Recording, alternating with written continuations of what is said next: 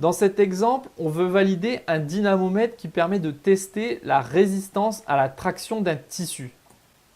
Comme il s'agit d'un test destructif, on ne peut pas faire de répétition sur le même échantillon. Deux cas de figure s'offrent à nous.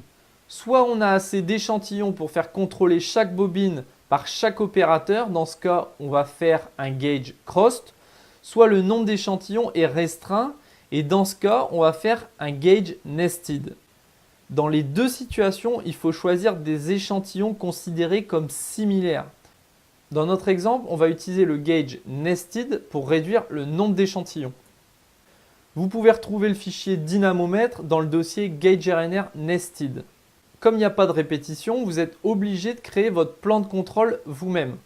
Rien de compliqué. Dans la première colonne, vous mettez les échantillons selon votre plan.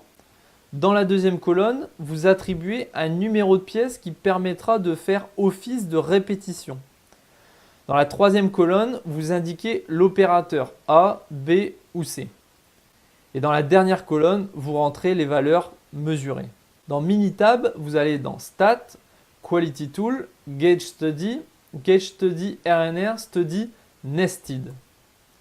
Dans la fenêtre qui s'affiche, choisissez la colonne Pièces, Opérateur et Mesure.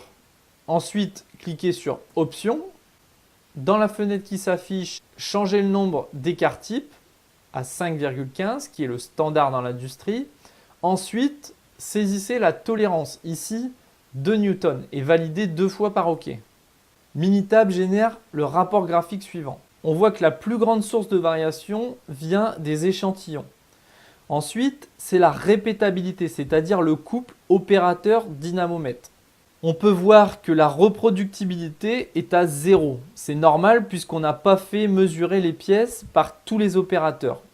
Sur le R-chart, on constate que les opérateurs sont consistants car ils sont dans les limites de contrôle, le meilleur étant l'opérateur C.